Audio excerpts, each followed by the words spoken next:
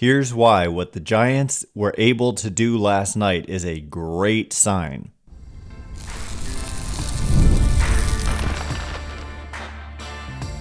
You are Locked On Giants, your daily San Francisco Giants podcast. Part of the Locked On Podcast Network, your team every day. Hello and welcome to Locked On Giants, part of the Locked On Podcast Network, where it's your team every day. My name is Ben Kaspick, and on the show we provide daily episodes Monday through Friday, talking about the San Francisco Giants in a way that's data-driven and rational, but also simple, passionate, and accessible to all. I'm a former contributor for the baseball statistics and analysis websites Beyond the Box Score and RotoGraphs. I've been podcasting about the Giants since 2015, hosting this show since prior to the 2019 season for over 6 years, and I'm a lifelong Giants fan. Thank you for making Locked On Giants your first listen every day. We're free and available wherever you get your podcasts, including on video on YouTube. So check us out there if you have not already. And please just smash that subscribe button wherever it is that you're following the show. Today's episode is brought to you by FanDuel. Right now, new customers can get $250 in bonus bets when your first $5 bet wins. And coming up on today's show, we are going to get into, speaking of winning, the Giants won this game, but it was more than just your average win. And why do I say that? Because, well, if you listened to me yesterday from a hotel room, I was telling you that it was a brutal loss that the Giants suffered on Sunday. It was the end of a 10-game road trip that if they had held on to a 4-1 lead in the ninth inning, they would have had, the mentality, the flight. You talk about happy flight. It would have been a 6-4 trip through New York Yankees, Philadelphia Phillies, and then Angels. And instead, it's a brutal loss. You give up 4 runs in the bottom of the ninth, even though they had, to that point, allowed like 5 runs in the entire series. And then you give up 4 in 1 inning to end the series. And the key point that I made was that they had to turn the page quickly because, bad teams don't. If you look at some of the teams out there, you look at the Colorado Rockies, for example, and their record and just any team. I mean, that's like maybe not the best example, but if you let something like that affect you, it is a problem. But if you come out the very next day and play just a clean, crisp baseball game where, look, like Willy Adames continued to struggle, for example, against his former team, the Brewers. He went 0 for 4, and he's hitting 194 with a 531 OPS. And yet the Giants found a way to win. Robbie Ray, he gave up a home run. He allowed only 2 runs in 5 innings. That Ryan Walker and Tyler Rogers were unavailable. It was just a team win. A team win after a brutal loss. Turning the page, you just completely forget about it. Personally, I'm not going to forget about the stinging loss in Anaheim, but nonetheless, the team moves on and wins a game and wins in just resounding fashion. It wasn't like they won 20-0, but I'm saying they just played a good, clean game and turned the page immediately. And they're in the middle of this grueling stretch of 17, I believe it is, games in a row without an off day. It started in New York on the 11th, and they don't have an off day until the 28th. That is a week from yesterday. So they've got 4 here against the Brewers, so 3 more. And the Brewers are a good team. They're in the playoffs almost every year. And then the Rangers come into town. The Rangers were in the World Series just 2 years ago. Not just in the World Series. They won the World Series just 2 years ago. And they are in first place in their division as well. So this is a really tough stretch. And I say as well, the Brewers aren't in first place, but the Giants have played some good teams. The Yankees are in first place. The Phillies are in second behind the Mets, who have just been on a roll. Giants, if they had held on to that Ryan Walker save, by the way, they would be tied with 3 other teams for the best record in baseball. The Mets, Dodgers, and Padres are all 16-7, and the Giants are 1 game back of that at 15-8.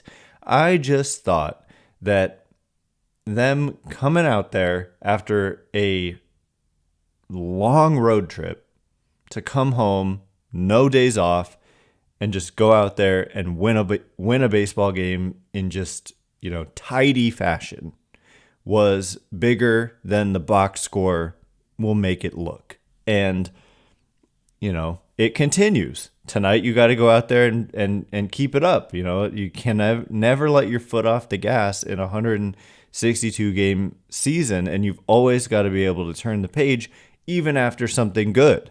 And so that it kind of continues tonight. Like Jordan Hicks is back on the mound. His last start was that one in Philly where he ended up going 7 innings, but he allowed, I think it was 5 runs in the first, and there's starting to be a case to make that somebody, we're getting deep enough into the season that you start to think, after what we saw from Mr. Hayden Birdsong yesterday in 3 innings of relief, that we will focus on a little bit later on in the show.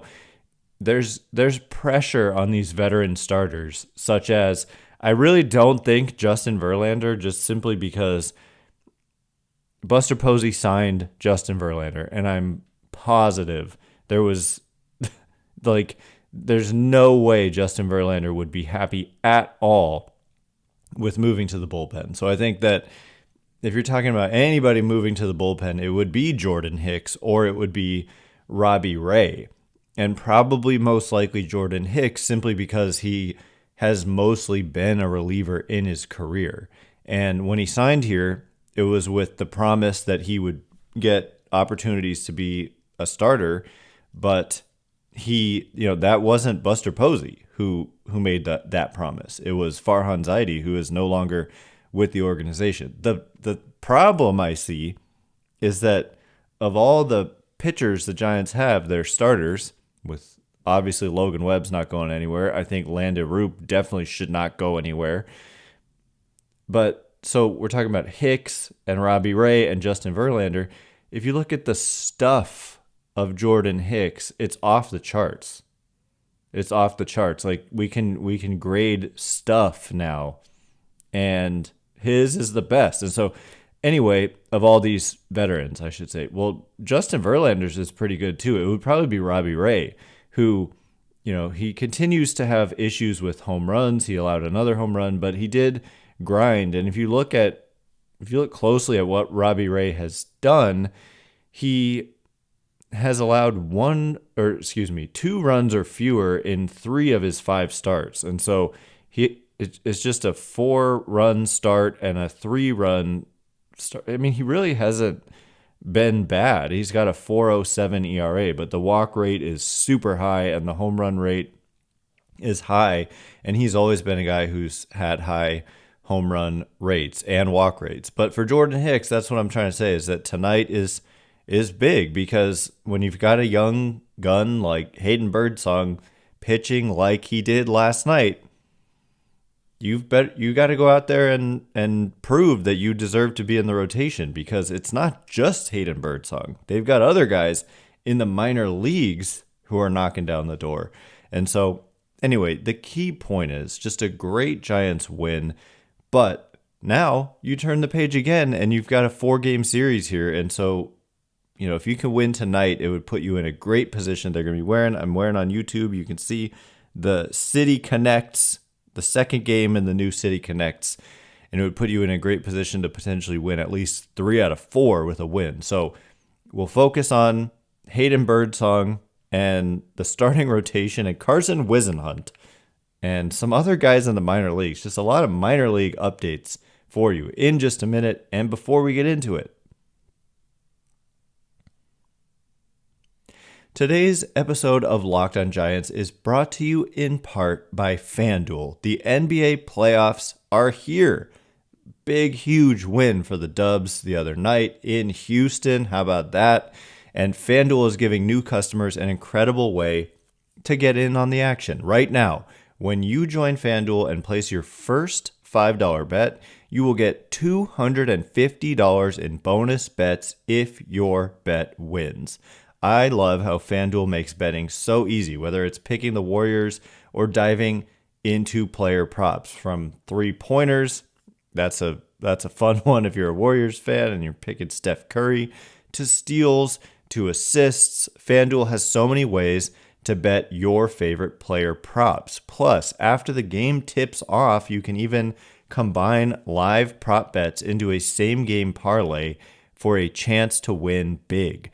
Don't miss out. Head to FanDuel.com and claim your $250 in bonus bets today.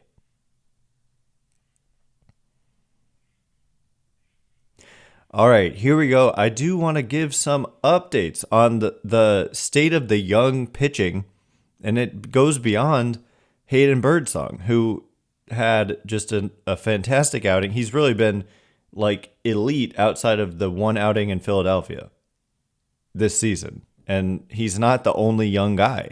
And so what the rotation looks like now, it'll be very interesting to see what the rotation looks like in September.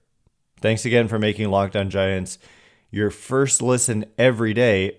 Everydayers, tomorrow we're going to be breaking this one down. Jordan Hicks, like I said, it's a big start for him, I think, with the way Hayden Birdsong is pitching. And he's going for the Giants, got a 6.04 ERA. He gave up those 5 runs in the first, but then he really settled down and ended up going 7. So we will see what he can do against a good Brewers team. And the Brewers are going to counter with another lefty. The Giants have seen a lot of lefties, and they haven't had a lot of success. Jose Quintana, who comes into the game with an 0.71 ERA through his first 2 starts with the Brewers. Jose Quintana was a Giant for like a half second. He pitched 9 2/3 innings for the 2021 107 win Giants. How about that? So former Giant Jose Quintana, forever Giant. Just kidding. I like to make fun of how that is overused as a phrase. Anyway, Jose Quintana, lefty, going for the Brewers, soft tossing lefty. Giants have trouble with those kinds of guys. Gets a lot of ground balls. At least he has this year. Anyway, so Hayden Birdsong was one of the many heroes of the game last night. Jung-Hoo Lee hit the ball hard many times, ended up finally getting rewarded for it with a triple. Wilmer Flores with a go-ahead home run to break a 2-2 tie. Giants fell behind 2-0, but they came back, and the Brewers didn't score again. It was just a 2-run homer in the second, and that was it. So once again, the bullpen held things down, and a huge part of that was Hayden Birdsong just bridging the gap to, I would say, Ryan Walker, but he was unavailable, and Camilo Doval got the save. I do want to just tangent. I need to see Randy Rodriguez have a bigger role and not just be the guy. Bob Melvin has like exclusively used Randy Rodriguez, it seems to me. I'd have to double check, but like as a guy to come into existing situations. But the stuff is off the charts, and like I really mean off the charts. Like Randy Rodriguez, I was thinking, why is Doval closing this game? I'd like to see Randy Rodriguez, but Doval was good. And so if you eventually work this thing out where you've got Doval potentially bouncing back, Tyler Rogers, Ryan Walker, and then you add Randy Rodriguez into that mix, and oh, by the way, Eric Miller's pretty good too. This could be just that. This is why I said in my hot take before the season, the Giants are going to have the best bullpen in baseball. And then you add in what Birdsong is doing. So Birdsong goes 3 innings in relief. Robbie Ray goes 5. 3 innings, 1 hit, 2 walks, 4 strikeouts, no runs. And it lowered his season ERA to 1.38. Now, we're going to dive a little bit deeper. because, it's not just about ERA, especially in a small sample, but that changeup has just graded as one of the best pitches in baseball. And I will continue to point out, Hayden Birdsong himself says that prior to spring training 2024, he said his changeup was really bad. It was basically just a bad fastball, which means it's not a changeup. It's just like a slower fastball. And he altered his grip after watching TikTok videos. Like, he found this grip. It's known as the kick change. I don't know. He basically kicks the axis of rotation. I don't know. It's even beyond me. I'd have to dive deeper into exactly what's going on with that grip. It's a crazy grip if you get a look at it. You can find it online, like the kick change grip and Hayden Birdsong changeup grip. Anyway, it's been a dynamite pitch, and I've been tweeting out not just yesterday, but also a few outings ago for Birdsong that this changeup, to me, it looks like Tim Lincecum's changeup with its sharp downward and arm side movement at high velocity. It's 90 miles an hour. And it just completely darts and dives. Like, it's a wicked pitch. And the velocity, like I said, the average velocity on that changeup is 89.1. That's very Lincecum-esque. And the average velocity on Birdsong's fastball is 96.5 this year. And the slider is 89. And he's got a curve that's 80. So you've got two pitches that come in at 89 that move totally different directions. You've got a slow curveball, and you've got an upper or mid to upper 90s fastball. It's just, it's a really good arsenal. And to me, it looks like a starter's arsenal. And when he's throwing strikes, which he doesn't have to be fine with his command. Like, he just needs to, you see it in the outings. Like, if the pitches are in the zone, like, the hitters look like, what is that? These are major league hitters, and they're like, what is coming at me right now? Like, what is going on is what the hitters to me look like. And they take ugly swings. They chase, like, because he's in the zone, and then he throws it out of the zone like a changeup below the strike zone, and they're swinging because it looks like a fastball. If you follow me on Twitter, which you should, at Ben Kaspick, I took like 3 screenshots of the changeup and how it looks like it's right down the middle of the plate, one of the ones he threw last night. And then in the second frame, it's like, okay. Or no, the first frame, it's like, okay, it's coming in like waist high. And the second frame, it looks like, okay, it's down the middle. Third frame, it's in the dirt. And it's 90 miles an hour. And he's got really good arm speed. And so anyway, he, and nobody's shy about this, is eventually going to be a starter for this team. It's just a matter of how does it play out? Who does he replace? Does it require an injury? Is it a demotion? Is it next year? Like, all of these are questions, but the ultimate answer is that Hayden Birdsong is going to start for the San Francisco Giants at some point, and he has the potential to be a good one. It's really just about command to me for him. Like, the stuff is just that nasty. And then you've got Landon Roop, you've got Logan Webb, and then you've got other guys coming. And so this is, like, I'm not joking around with you when I say I feel like the Giants' young talent was underrated. Not just like coming into the season, but if we're evaluating the previous front office, and not just Farhan Zaidi himself, but the scouting and drafting and development that they've done in the last 6 years. It takes time for these guys to get here. But now that we've seen, I mean, you've got Tyler Fitzgerald doing what he's been able to do. By the way, the signing of Jung-Hoo Lee, Hayden Birdsong, Landon Roop, some of the trades that they've made for for some arms that are the Carsons, Ragsdale, and there's Whisenhunt and there's Seymour, all three Carsons. But Whisenhunt was drafted, and Whisenhunt is just dominating in AAA. In his last outing, and this is a tough league in which to pitch, and in his last outing, he went 6 innings, scoreless, 1 hit, 1 walk, 9 strikeouts. And so if you look at the season numbers for Carson Whisenhunt, the lefty with the changeup that grades as an 80 per FanGraphs on the 20 to 80 scouting scale, it is not very often you see a pitch get an 80 grade dropped on it by scouts, like legitimate scouts. We're not just talking recreational scouts here. We're talking FanGraphs. It's Eric Longenhagen is their lead prospect analyst, and he gives it an 80 on the. It can't get any better, is what he's saying about this pitch. And through 4 starts, he's got a 29% strikeout rate, a 2.5% walk rate.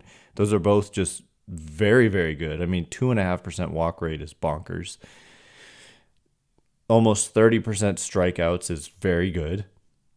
And the ERA is 2.70. The fielding independent pitching is 2.62.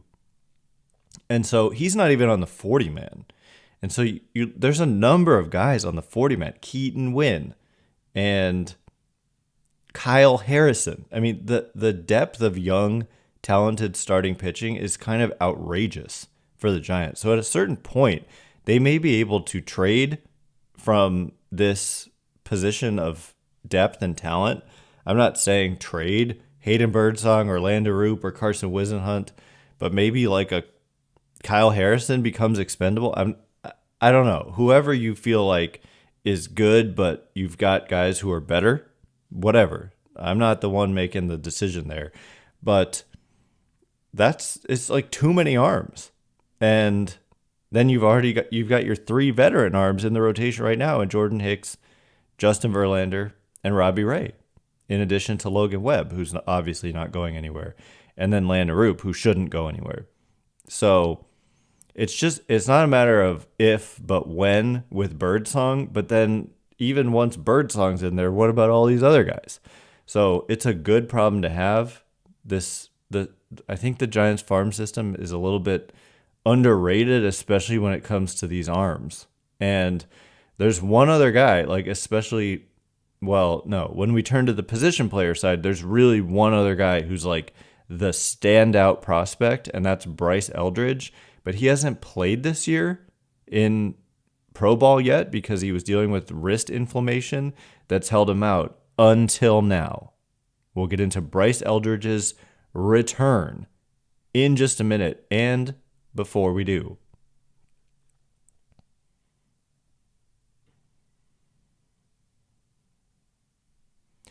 all right, as promised, I hope you enjoyed that little teaser there. Yes, indeed, Bryce Eldridge is back. He's going to be back, I believe, in the starting lineup today for AA Richmond.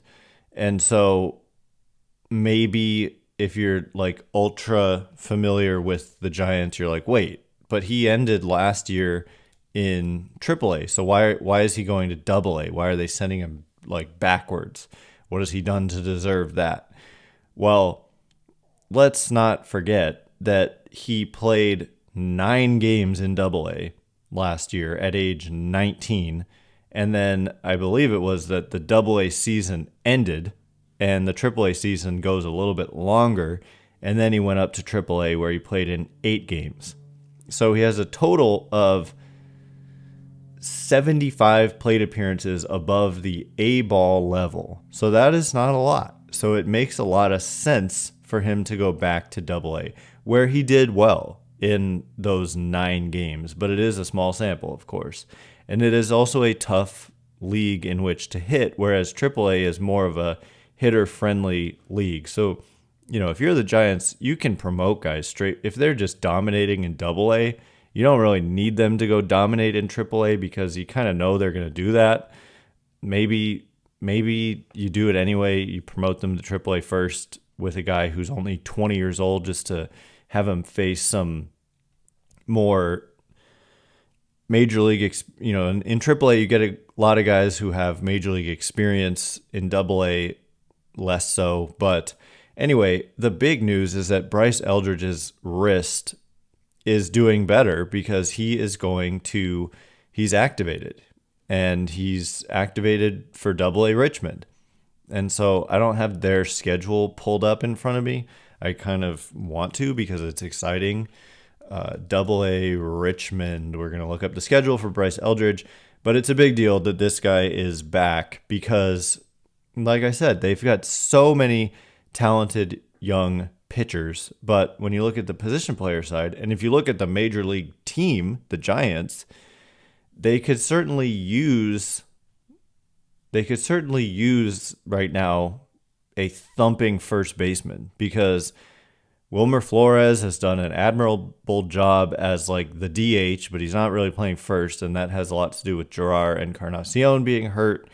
But Lamont Wade Jr. has struggled. Lamont Wade Jr. is also in the final year of team control. So you look past this season, and you don't have really an answer per se at first base. Wilmer Flores is also in the last year of his contract. And so moving forward, like, it would be very nice if Bryce Eldridge were to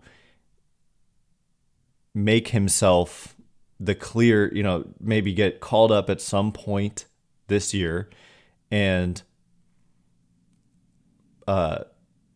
become the first baseman of the present and the future.